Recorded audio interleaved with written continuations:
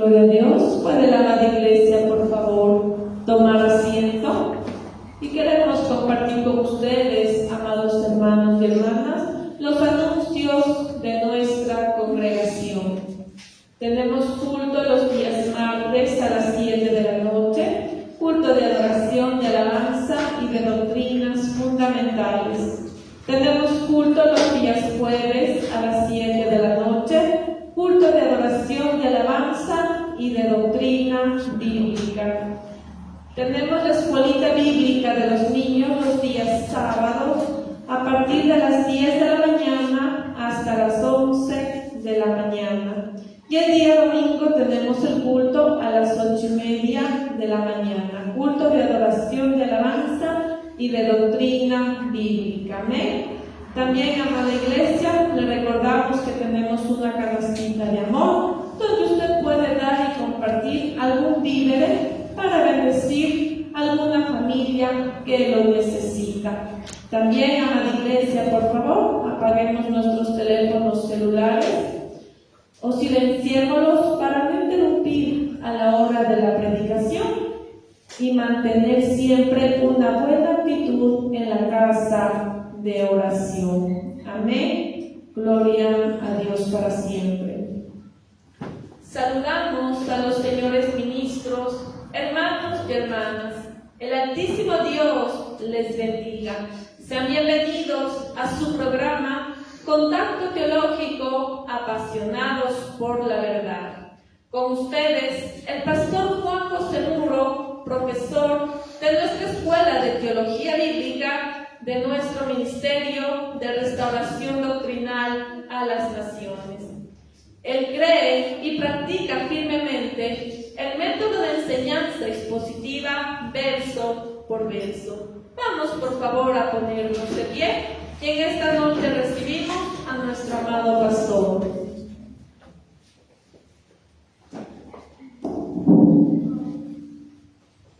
Que la paz y la gracia de nuestro Señor Jesucristo esté con cada uno de ustedes, queridos hermanos. Muy buenas noches.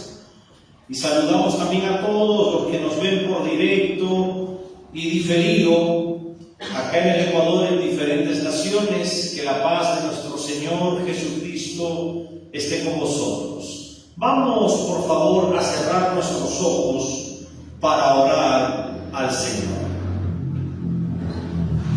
Amado Dios mío, amado Padre bendito, amado Padre celestial, Señor Dios todopoderoso, maravilloso creador de los cielos y de la tierra, esta noche vengo a presentarme, soberano Jehová, delante de ti, no por mis fuerzas, no por mis obras, sino a través de tu Hijo, el Señor Jesucristo.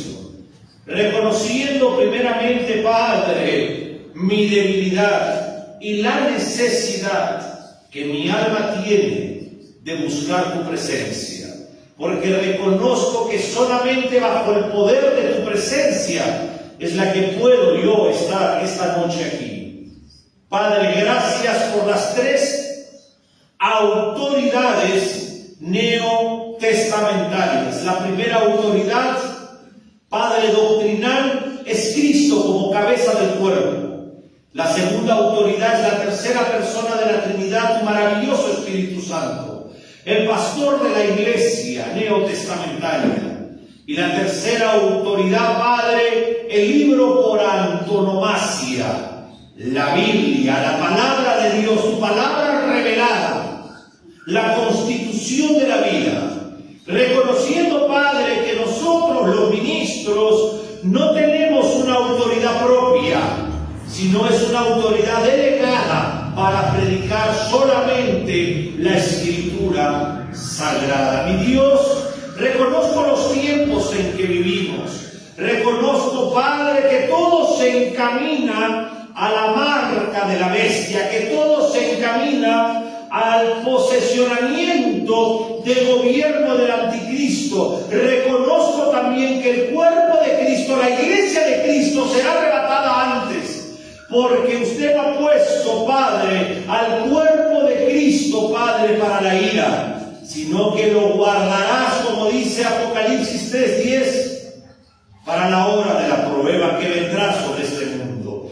Gracias, Padre, por la sangre impecable vertida por el cuerpo del Cordero, el único sacrificio y para siempre. Padre, bendigo a todo el pueblo que esta noche está aquí en la casa de oración.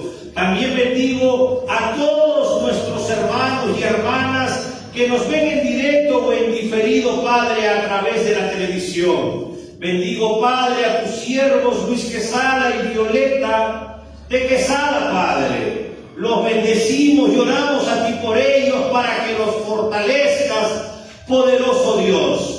Oramos también, Padre, por su hijo David Quesada, Padre. Guárdalo donde él esté. Gracias, Padre, por el poder de tu Espíritu Santo. Gracias por la tercera persona de la Trinidad que mora en nosotros. Gracias, Jehová, porque tenemos la palabra profética más segura, que es la Biblia. En el nombre del Señor Jesús de Nazaret. Amén. La amada iglesia puede tomar asiento esta noche. Quiero hablar, amados hermanos, esta noche de una manera panorámica sobre un reino que va a venir sobre este mundo y que va a traer paz, prosperidad y justicia. Cuando yo hablo de este tema, inmediatamente yo tengo que entrar al tópico doctrinal de la escatología. Y hablar de la escatología en estos tiempos debe de ser muy agradable, porque todos los tiempos en que estamos viviendo hoy en día, en la mayoría de las naciones del mundo, inclusive en nuestra nación y en nuestra propia ciudad, con estas guerras internas en que hay, estas persecuciones realmente que se ha levantado un ejército de demonios de muerte. Acaban de acuchillar a un joven que salía a trabajar a las 4 de la mañana acá en Ambato. Una moto con 2 personajes bajaron para robarle y lo acuchillaron. Esa es la violencia en que estamos viviendo en los últimos años. Y no solamente aquí en el Ecuador, sino en muchas naciones del mundo. ¿Por qué? Porque nos acercamos cada vez más a tiempos que tienen que terminar. Voy a bajar un poquito, por favor, acá el volumen del amplificador.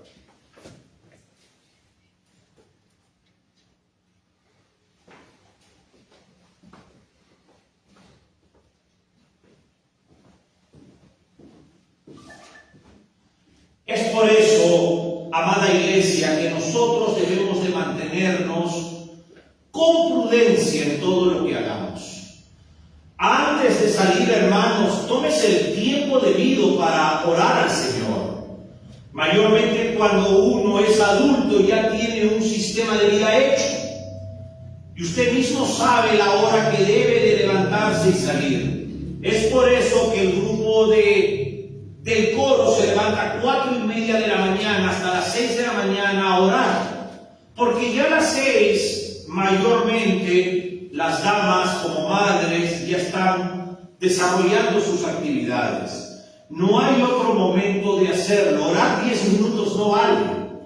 No te molestes, pero no sirve delante de Dios. Para una persona que no conoce a Dios y de repente está comenzando a orar, pero para nosotros es muy poco orar 10, 15, 20 minutos. Es por eso que lo recomendable, amados hermanos, es que se levanten como cuerpo de Cristo para que puedan entre ustedes alentarse los unos con los otros. Ustedes han venido hoy día a la casa de oración, pero antes de dormir también tienen que orar. Ustedes han cumplido con el servicio de congregar, pero de ahí usted tiene que cumplir individualmente con Dios. Una cosa es venir los viernes a orar 3 horas como cuerpo ministerial y otra cosa es que usted ore solo delante del Señor sus 3 horas. Una cosa es el ayuno congregacional y otra cosa es el ayuno individual. Otra cosa es que usted se levante en matrimonio o en familia a orar al Señor. No veo otra manera como Dios en este mundo que realmente demuestra la inmoralidad en que vivimos, Dios pueda proteger a su pueblo. Las personas que no se encuentran bajo esa cobertura de esta manera corren el riesgo de que les pueda pasar algo. Igual hay que ser prudentes. Cuando vayamos al negocio, tenemos que entrar y con la puerta cerrada orar al Señor, para que estos demonios no se vayan a acercar a pedir dinero mensual a los restaurantes, a los almacenes, como lo están haciendo acá en Ambato. Muchas veces el afán de la vida, hermanos, nos lleva ¿a qué? A dejar de lado la disciplina que Cristo quiere que nosotros tengamos. Si después que nosotros honramos a Dios nos pasa algo, es porque es voluntad de Dios que nos pase, seguramente para mostrarnos su gloria. Pero usted va a saber que realmente fue la voluntad del Señor porque usted lo está honrando. Los motivo, hermanos, a que tomen conciencia y mediten en lo que está pasando en el mundo. Hoy día, como ustedes saben, ya fue elegido, hubo la última fumata, la última fumada que se dieron en el Vaticano, no sé qué fumaron, pero salió un humo en la chimenea y había miles de gente mirando el humo. Y esa es la tradición pagana que hace el Vaticano. Y ya escogieron al jefe religioso de toda la religión católica apostólica romana. Le llaman Santo Padre, le llaman Santo Papa y tiene todos unos nombres blasfemos que solamente le pertenecen a Cristo. No es una molestia hablar la verdad. Al contrario, la verdad nos hace libres. Y la mayoría de nosotros hemos sido católicos. Y ahora que somos cristianos nos damos cuenta de la gran mentira de todo eso. Para que sepan un poquito la historia, este personaje es norteamericano, nació en Chicago. Fue secretario, fue el brazo derecho del llamado difunto muerto cadáver Francisco Bergoglio. Él fue el brazo derecho, pero lo interesante es que fue misionero en el Perú. Y él estuvo mucho tiempo en el Perú, en Chicago. Estuvo, que diga, en Chiclayo. Nació en Chicago, pero vivió en Chiclayo. Y en la diócesis de esa área hubo muchas denuncias contra los curas, posiblemente de violación, de pedofilia, etcétera, etcétera. Y él fue uno de los obispos que cubrió el pecado del Vaticano y ha sido denunciado él fuertemente.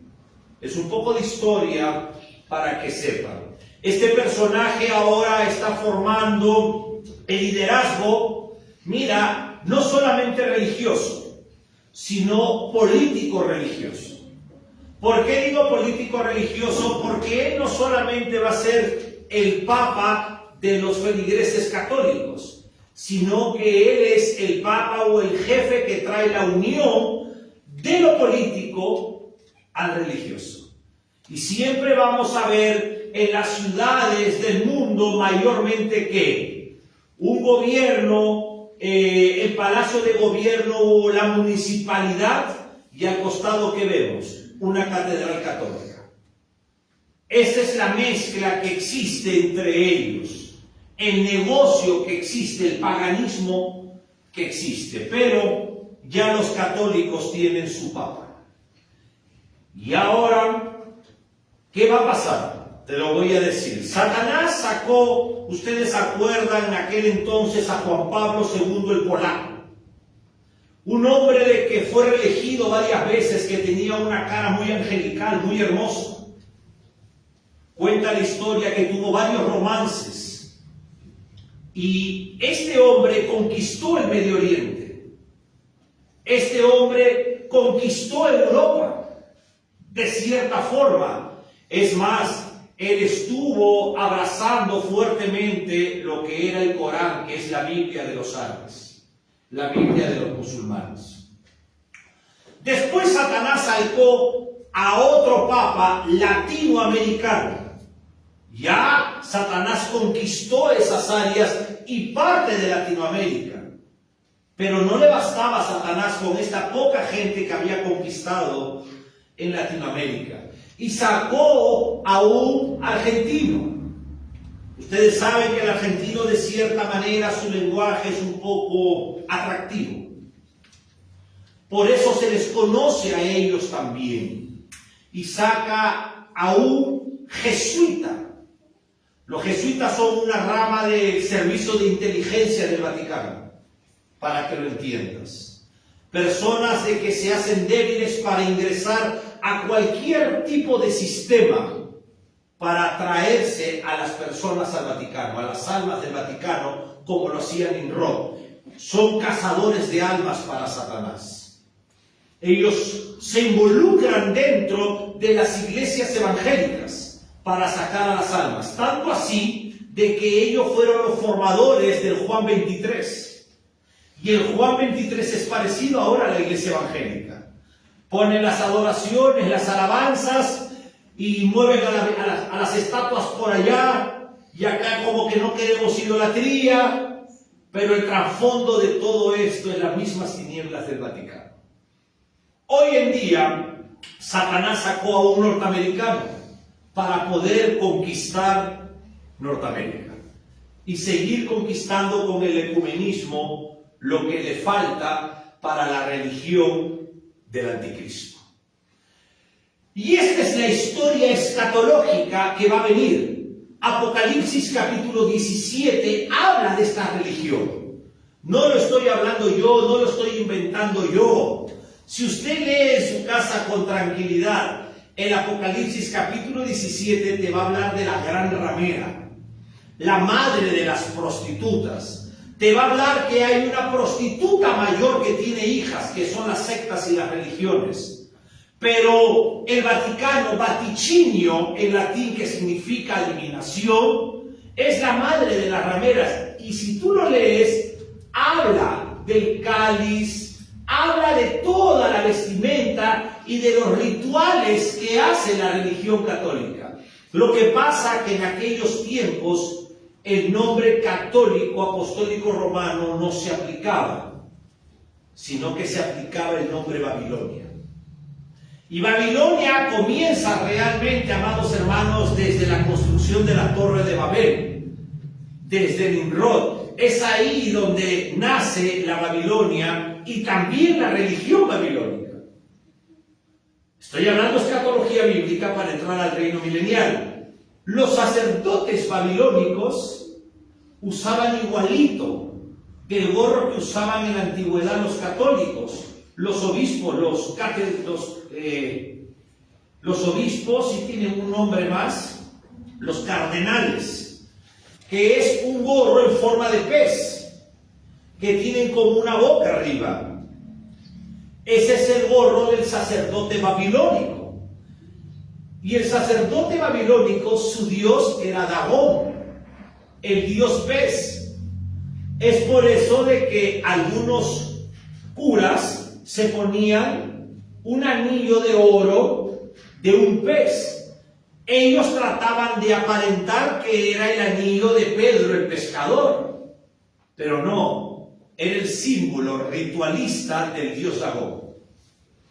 Nunca te olvides de algo, que cuando usted no llega a conocer la historia, usted termina repitiendo los mismos errores de la guerra. No hay que tomar estas cosas emocionales. Nosotros somos gente adulta y madura para dejarnos engañar. Para eso estudiamos la Biblia, porque la Biblia es la palabra de Dios. Ahora, en la Biblia vamos a encontrar 1240 profecías en el Antiguo Testamento. ¿Qué cosas son las profecías? Las profecías son historias del futuro, eventos del porvenir. Dios es el arquitecto de las edades. ¿Qué significa que Dios sea el arquitecto de las edades? Me voy a ir antes del Génesis capítulo 1, versículo 1. Solamente había eternidad.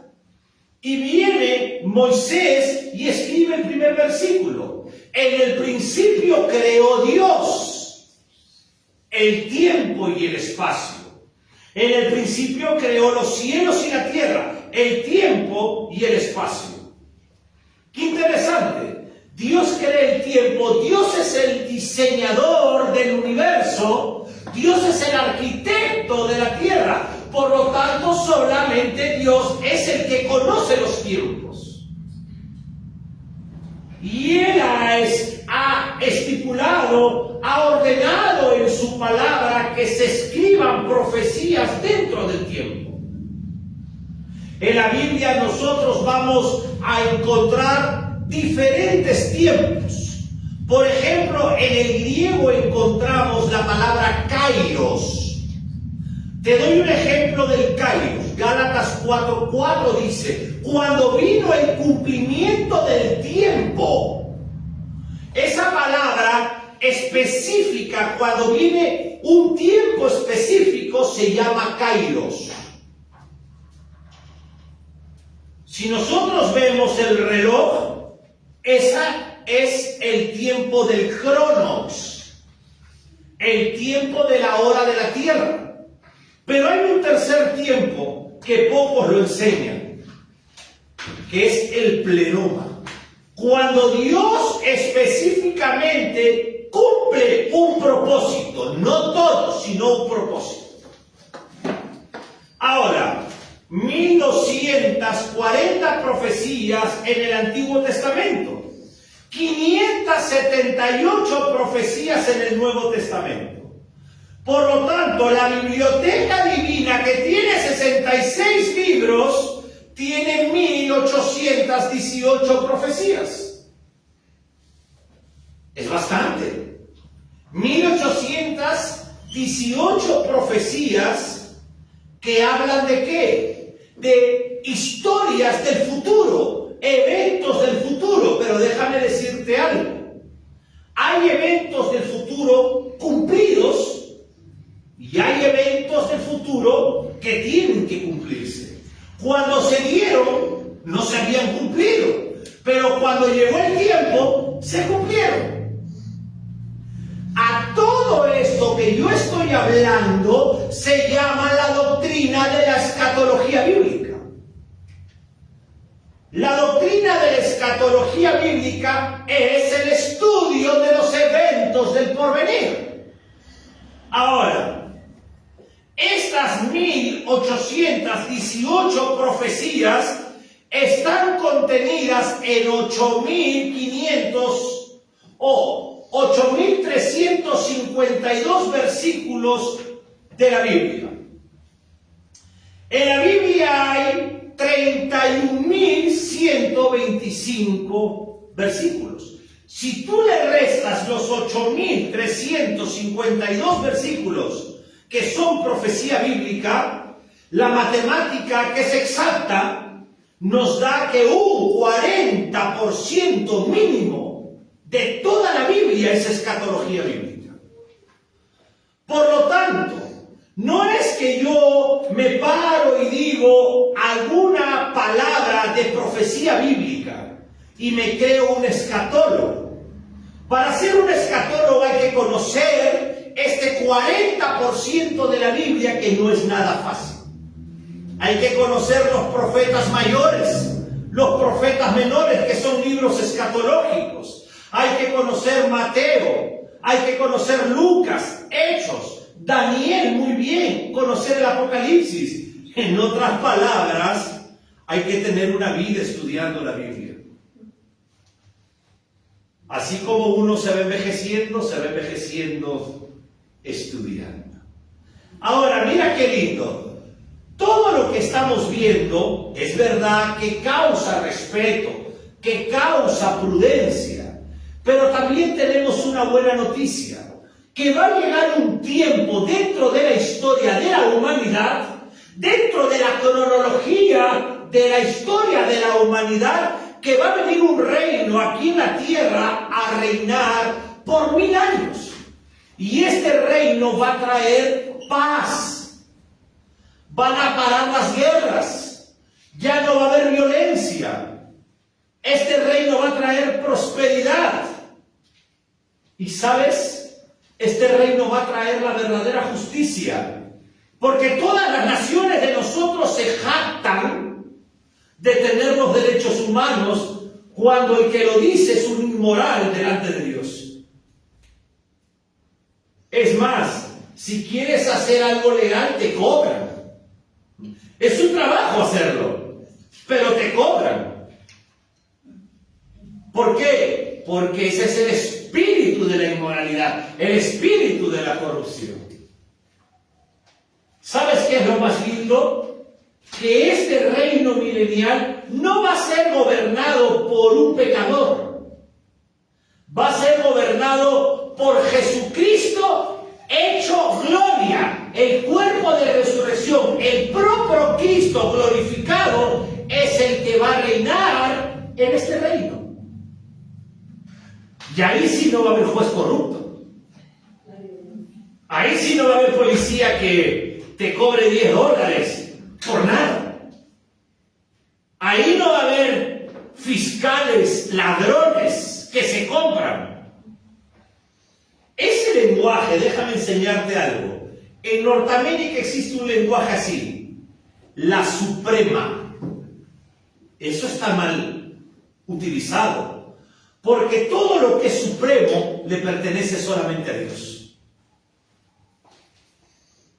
Puedes llamarle, si tú quieres, una corte superior, una corte mayor.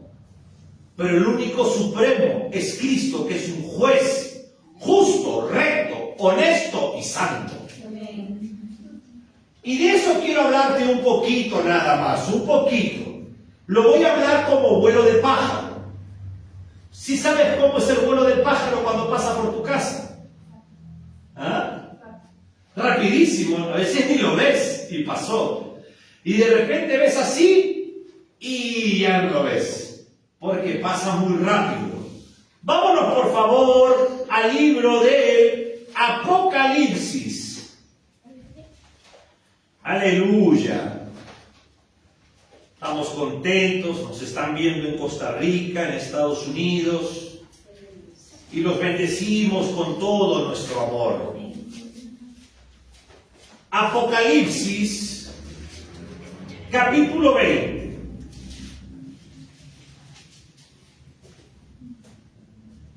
Mira qué lindo, tenemos esperanza. Ahora hay un ejército desatado en el mundo. Y este ejército que está desatado en el mundo es un ejército de demonios de muerte. ¿Te has dado cuenta, hermano, que hace 40 años tú podías caminar por Ambato? Hace 50 años dejábamos las casas abiertas, los carros.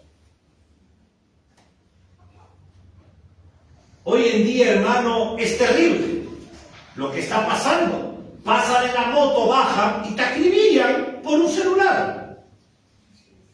Suben al taxi y le roban los $20 o 40 o 60 dólares del día de trabajo.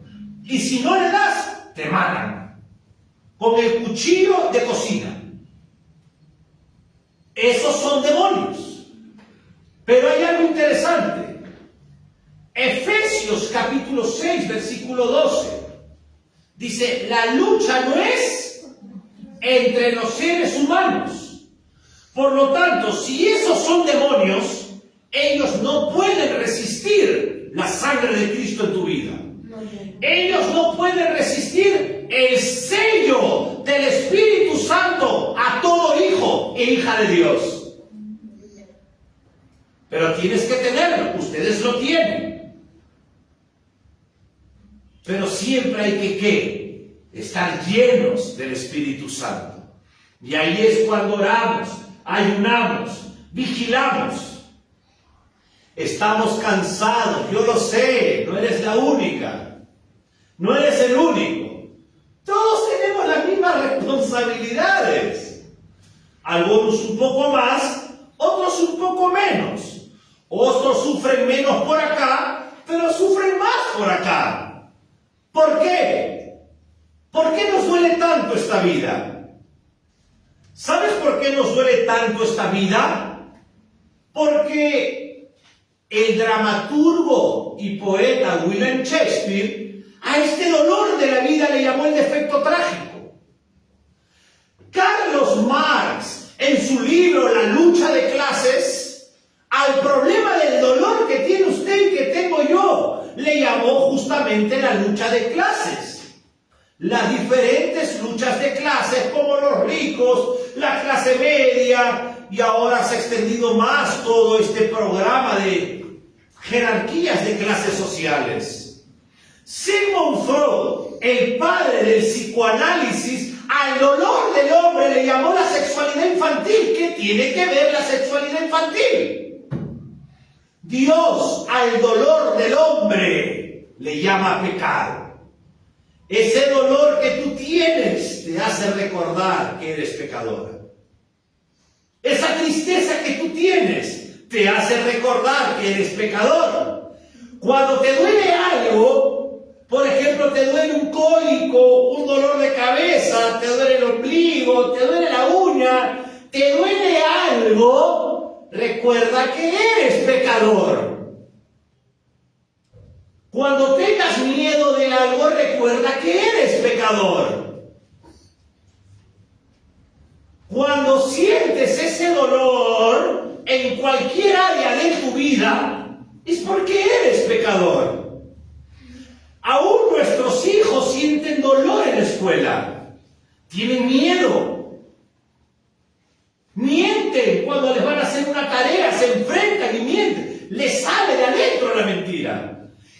hice la tarea, no, porque mi mamá. Mentira. Son impulsados por el pecado a pecar. ¿Pero qué tienes? Te veo desmotivado. Ah, recuerda que eres pecador. Es que tengo depresión. Claro, porque eres pecador. Es que siento tristeza. Es que eres pecador. Por lo tanto, ¿quién es tu peor enemigo? ¿Sabes quién es tu peor enemigo? Tú, cuando te miras al espejo.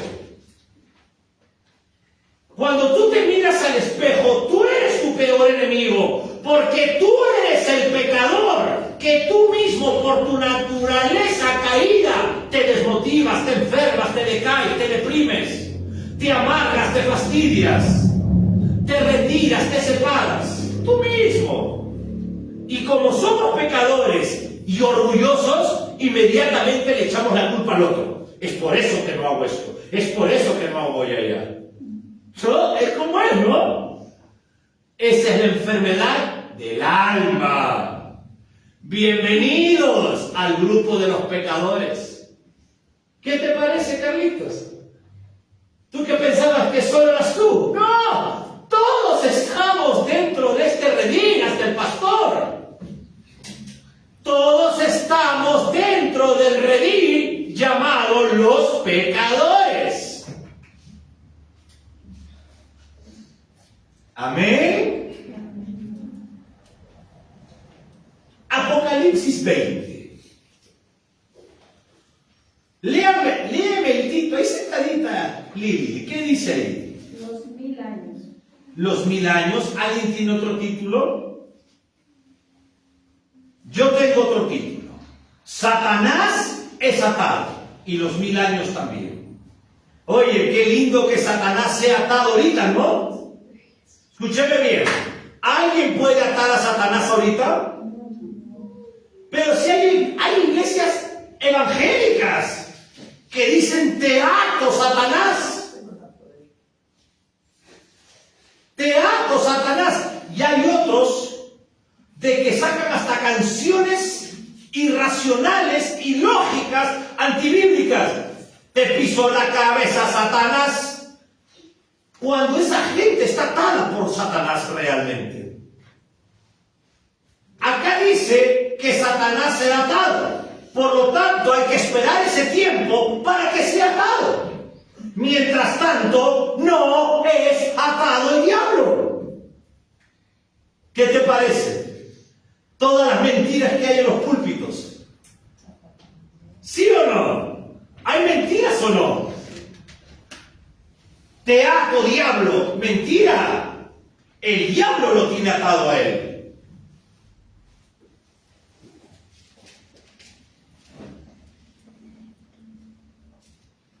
Pero va a haber un momento que Satanás va a ser atado por el único que tiene la autoridad soberana para hacerlo, que es Cristo, no el hombre. El hombre es pecador.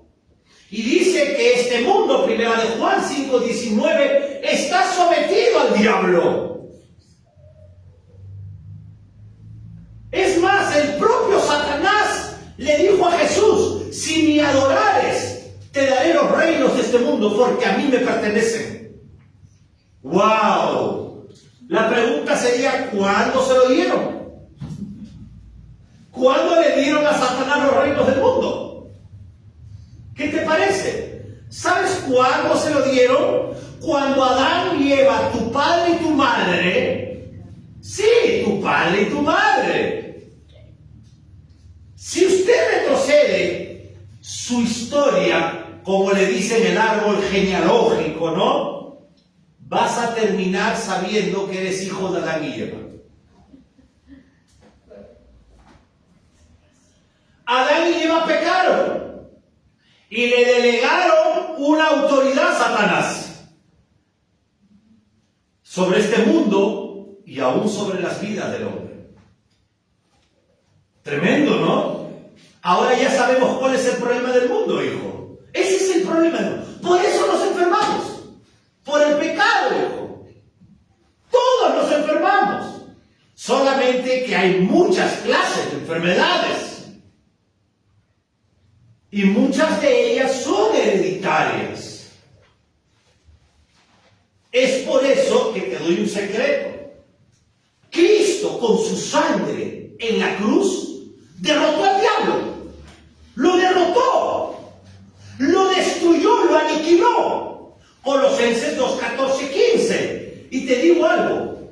Esa sangre impecable que no venía de Adán y Eva, es la única sangre que no tiene pecado, salva al hombre del infierno, a la mujer, y sana las enfermedades. Pero ahí está la pregunta, ¿cómo lo hago? ¿Sabes cómo esa sangre puede traer sanidad en tu vida? Es viviendo en Cristo. No es fácil. Vivir en Cristo no es fácil, ¿no? Porque tienes que ir en contra de este sistema del mundo. Tienes que pelearte contra el sistema, en otras palabras. Tienes que rechazar a tu familia, tienes que rechazar a tus amigos, tienes que rechazar la música, tienes que rechazar las mentiras, la vanidad, el orgullo, el dinero. Levantarte a orar, ayunar. Dime si eso es fácil. No es fácil. Pero también les tengo una buena noticia. Jesús dijo, me voy, pero no os dejo solos. Os envío al Consolador por el Espíritu Santo. Él os guiará hacia Cristo, hacia toda verdad. Hermanos, Satanás va a ser atado. ¡Qué lindo! Hay una esperanza para el mundo.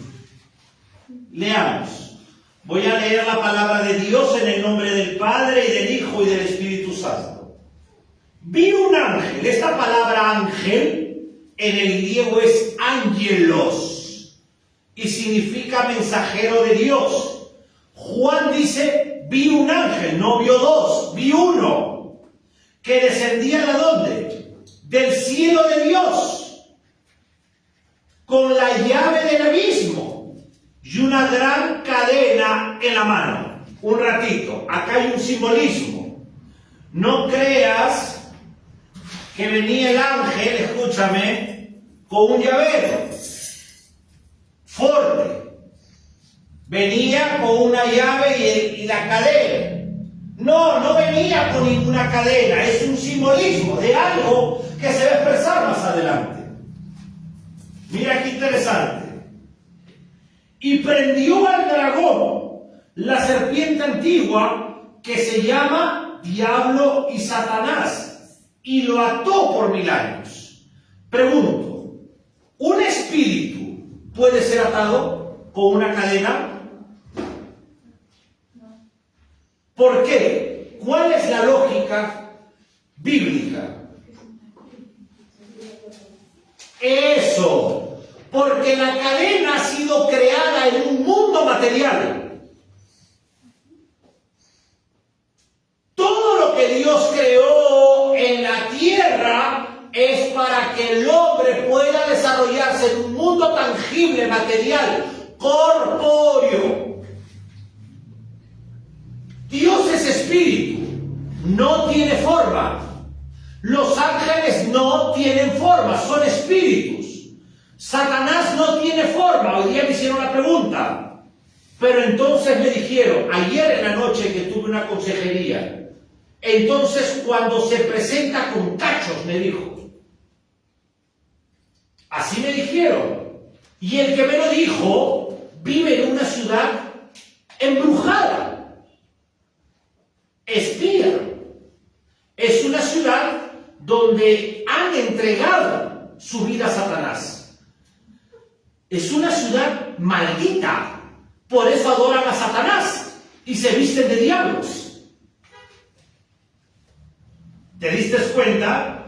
Un día Dios me trajo a uno de ellos, endemoniado, con una posesión demoníaca de locura extrema. ¿Y sabes qué me dijo? Que cuando era niño le pusieron la máscara del diablo y destruyó su vida, su madre y su padre, de su hijo.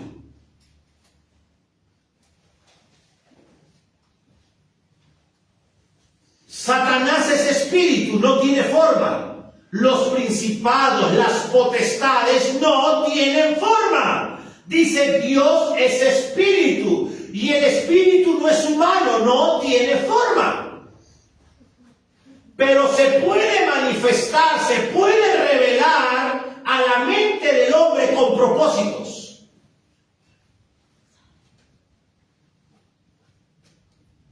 Sigo leyendo.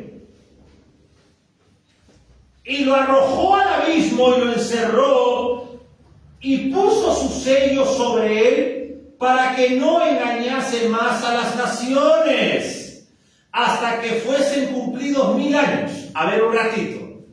¿Quién es el que engaña a las naciones? Acá lo dice, va a haber un ángel que lo va a atar. ¿Qué significa atar? Va a paralizar la obra maligna en el mundo espiritual. Eso es lo que significa. Escúchenme, aprendan la escatología y aprendan a estudiar la Biblia. Si alguien ata a Satanás y lo ata a Satanás y el resto de sus ejércitos están sueltos, no pues. ¿Cuál es el entendimiento bíblico? Que al atar a la cabeza está paralizando todo el mundo espiritual demoníaco. Imagínate que en Estados Unidos, por cualquier cosa mínima, te enmarrocan como si fueras un asesino. Y te enmarrocan las manos, acá atrás, y los pies. Y entonces tú caminas así te hayas pasado la luz roja. Porque en Estados Unidos las leyes son diferentes que la nuestra y todo es cárcel y todo es enmarrocamiento y todos son huellas y números acá. Así tú hayas solamente empujado a tu mujer. No es como acá, ¿no? Que acá le pegan, llamas a la policía y el policía ayuda a tu esposo a pegarte. Si entendiste, entre los dos te pegan. Pero allá no.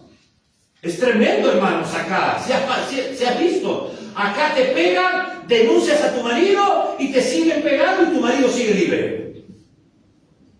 Eso es la inmoralidad cultural, el paganismo, la falta de respeto al ser humano en Latinoamérica.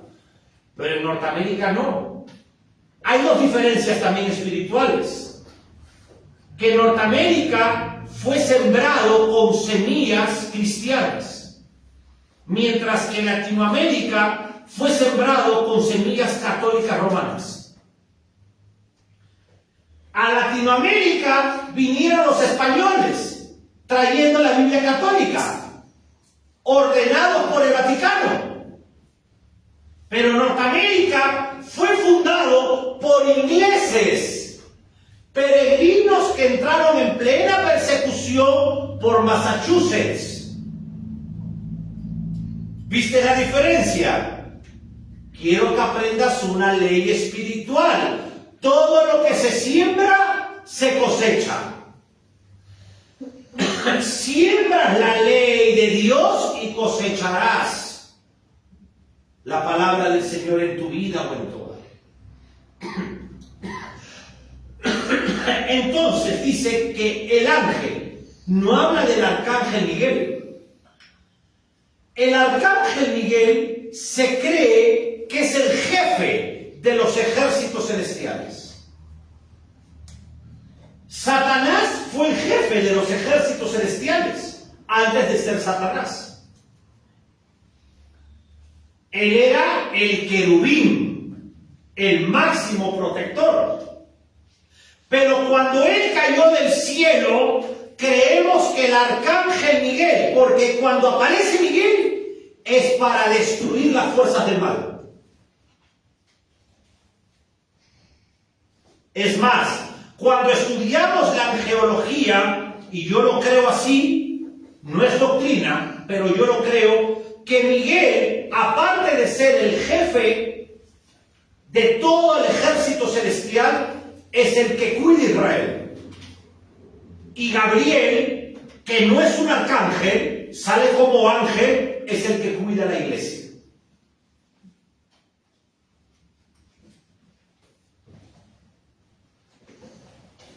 ¿Sabes que este ángel que va a atar a Satanás es el más pequeño del reino de Dios?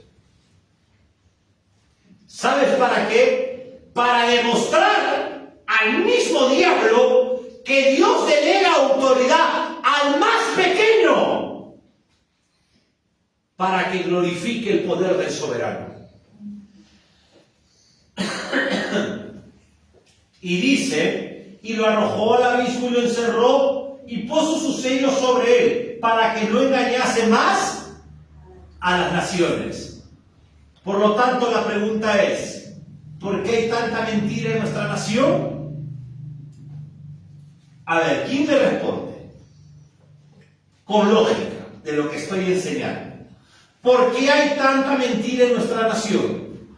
¿Por qué hay tanta mentira en el Perú? ¿Por qué hay tanta mentira en Uruguay? ¿Por qué hay tanta mentira en todas las naciones del mundo? Aquí está la respuesta. Cuando el ángel paralice el mundo de las tinieblas, Satanás y sus demonios ya no van a engañar al mundo. ¿Cuál sería la respuesta? ¿Por qué hay tanta mentira? Porque Satanás gobierna a través de los gobernantes. Por eso cuando vas al municipio hay corrupción. Cuando vas al Poder Judicial hay corrupción. Policías de tránsito, corrupción. Policía Nacional, corrupción. Pero va a llegar el tiempo, escúcheme bien, que esto va a frenar. A mí me impacta ver cristianas o cristianos, y lo he visto, ¿ah? Oye, mira, pero ¿qué piensas? ¿Cómo está el mundo? ¿Qué piensas tú? Oye, es que ese gobernante dijeron que era bueno. Y yo escucho aún ustedes, y yo digo, no conocen nada de la Biblia. Esta política tiene que existir. Tiene que venir la maldad. ¿Hasta cuándo? Hasta que el ángel paralice el mundo de mentira. Entonces la próxima vez que te digan, ¿sabes qué? Mira que el policía tal me sacó dinero, la fiscalía me sacó dinero. Claro, es que yo sé por qué pasa eso, dile. Dile tú al impío, ¿sabes por qué pasa eso? Cuando te digan, te cuento que acuchillaron a mi primo en la esquina. Yo sé por qué pasa eso. Porque Satanás está gobernando el mundo. Y predícale el Evangelio de Jesucristo. Pero no lo haces. Te la das de gran oradora, Jerez, no eres nada. Yo te escucho y ¿sabes qué? Digo, ay Señor, llévame Señor, llévame. Arriba este Elías, ese predicaba la verdad. Ahí quiero estar con Pablo, con hombres honestos, gente honesta, que no le tenía miedo, donde caminaban predicaban, ese era su trabajo. No estaban que esto, que cállate, qué vergüenza, qué pena. No le hables así a mi ñaño, a mi ñaña. Háblale la verdad para que no se vayan al infierno. Qué poco amor les tienes a tu familia. Qué poco amor les tienes a tu familia. Mezclas la santidad de Jehová con lo mundano. Ahora dime si yo estoy mintiendo. No, no estoy mintiendo.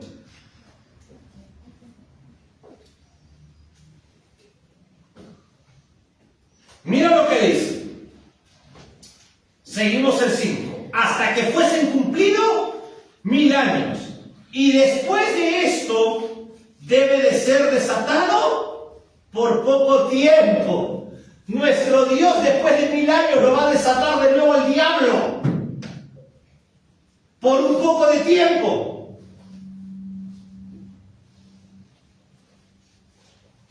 Déjame decirte algo. Solo Apocalipsis 20, solamente aquí aparece 1000 años, que es el reino del milenio. No hay otro lugar en la Biblia donde aparezca el reino milenial.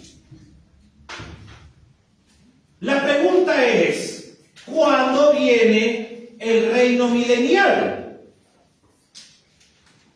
Te voy a decir escatológicamente cuándo viene el reino milenial. Casi al final de los 7 años de la profecía dada a Dios al profeta Daniel, en el capítulo 9, una profecía de 70 semanas de años. Escúcheme bien, el lenguaje matemático en la Biblia es diferente al lenguaje matemático de Pitágoras o del álgebra. 70 semanas de años son 490 años, iglesia. Estas 70 semanas de años de 490 años se dividen en 3 segmentos. El primer segmento es una semana de 7, que serían 7 por 7, 49 años. Ahí comenzó la historia de la profecía, en el tiempo de Daniel. De ahí viene el segundo segmento, que serían 62 años, 62 por 7. Sumado 62 más 7 son 69 semanas de las 70. Que son 483 años cumplidos. Falta que se cumpla la última semana, que es la ira de Jehová o el día de Jehová, que no es un día de 24 horas, sino es un día de 7 años de juicios. ¿Y quieres que te diga algo? Casi al final, el Señor Jesucristo viene para pelear con el anticristo, el hijo predilecto de Satanás, y contra el ejército bélico del anticristo que va a querer destruir Israel. Y ahí en el valle de Megiddo, en Armagedón, el Señor Jesucristo va a derrotar a sus enemigos y se cumple la profecía del Salmo 110. Y de ahí el Señor implanta, vamos al Salmo 110, implanta el reino milenial. Salmo 110, lo voy a leer. Jehová dijo a mi Señor, mira el lenguaje, Jehová y mi Señor, 2 personas. Siéntate a mi diestra. ¿Quién está a la diestra del Padre? El Hijo. Hasta que ponga a tus enemigos por estrado de tus pies. Va a llegar el momento que el Señor Jesucristo va a destruir a todos sus enemigos. Y va a implantar un reino de paz, de prosperidad y de justicia. Mire lo que dice Isaías capítulo 2. Solamente voy a dar unos versículos para estar terminando. Isaías capítulo 2. Vamos a la Biblia.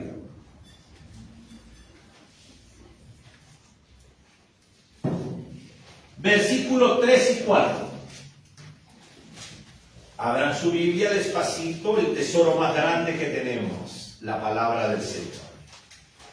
Gracias por no usar celulares acá como Biblia.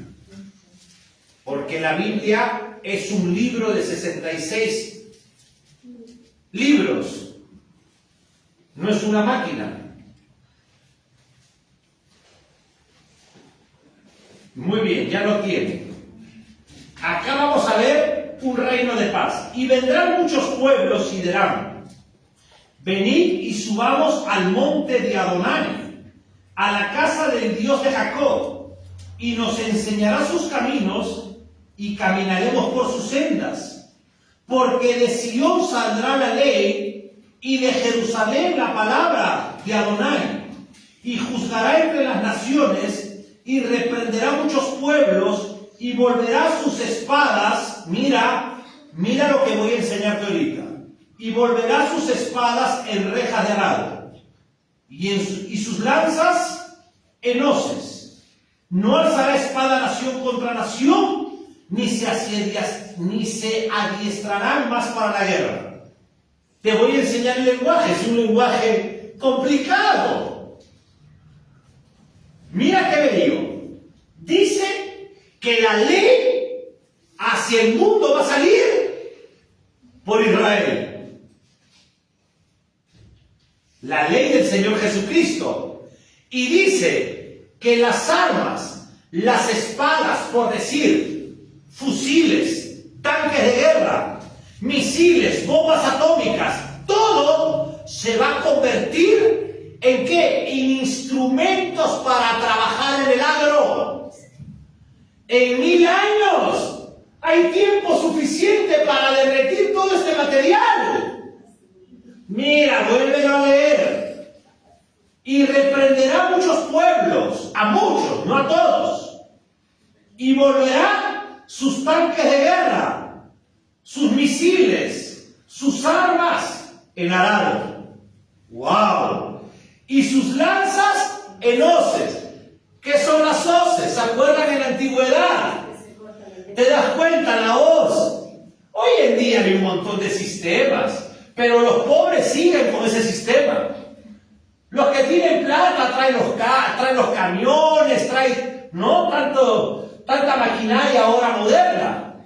Pero en el tiempo de los judíos trabajaban como los humildes que trabajan en el arado. Agarran su horno con una maderita. Por eso tú los ves llenos de callos. ¿Te das cuenta? Con una mano gruesa, callosa, porque empiezan a hacer con la hoz. Dice la Biblia que van a convertir los armamentos de guerra en trabajo para la tierra. ¡Gloria a Dios! ¿Se dan cuenta? Dios va a destruir la violencia a través de Jesucristo. Alabado sea el Señor. Te voy a enseñar otra. Ahí mismo en Isaías, capítulo 9, por favor. Tenemos esperanza para el mundo. Capítulo 9, versículos 5 y 7.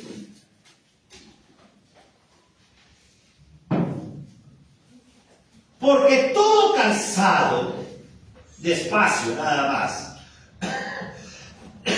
porque todo calzado que lleva el guerrero en el tumulto de la batalla y todo manto revolcado en sangre, mira, está hablando de guerras, serán quemados, pasto del fuego, porque un niño nos es nacido, hijo nos es dado, y principado sobre su hombro, y llamará su nombre admirable, consejero, Dios fuerte, Padre eterno, príncipe de paz.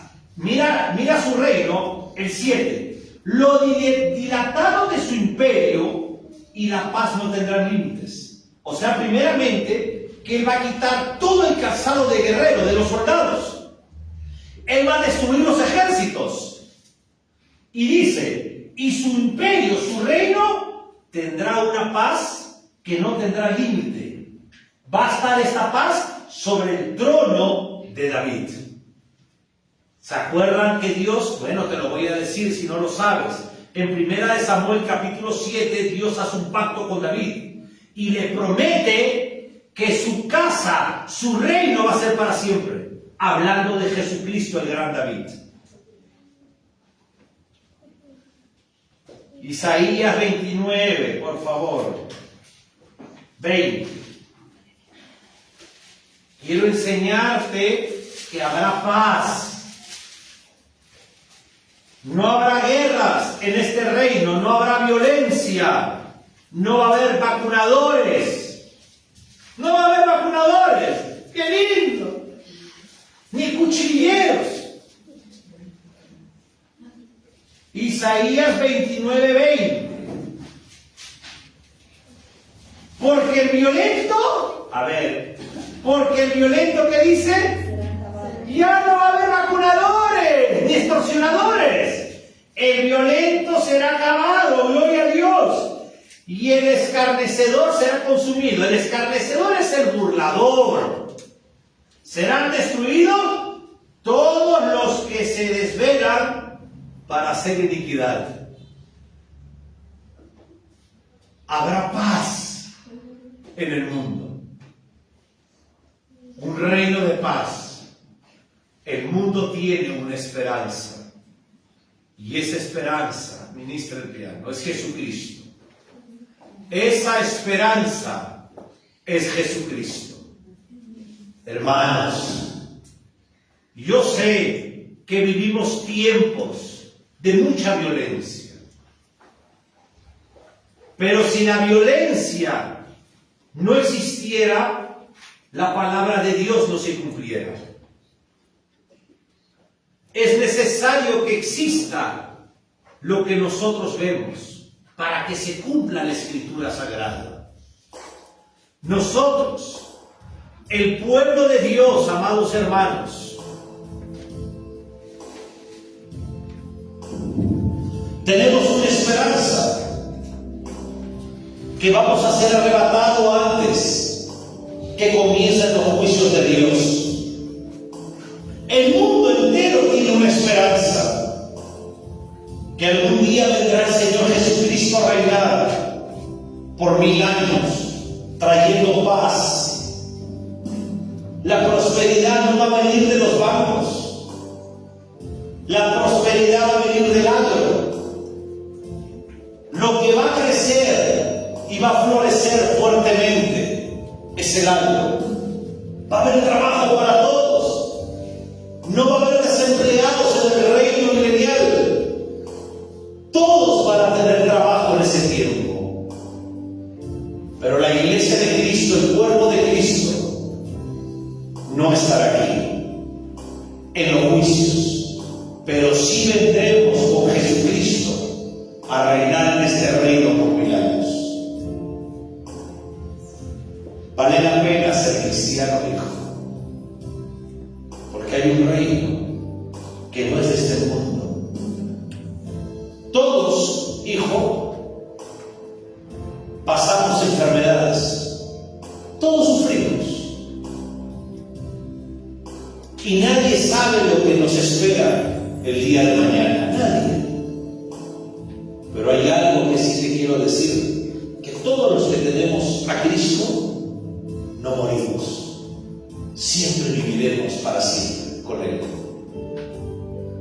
La muerte, para mí y para ti, solamente es un traslado del mundo a una vida verdadera en una eternidad. Es por eso, hermanos, que uno no tiene miedo a la muerte cuando es cristiano, porque sabemos que estaremos con Él. Pónganse de pie. Quiero agradecer a todos los que han estado con nosotros en directo y en diferido a través de la televisión cristiana. Es un ministerio doctrinal donde enseñamos la teología sana, solamente la Escritura, solamente la palabra del Señor. Y si hay algo que podemos decirle del amor de Cristo, hay que regresar a la Biblia. Hay que volver a la palabra de Dios. Que la paz y el amor de nuestro Señor Jesucristo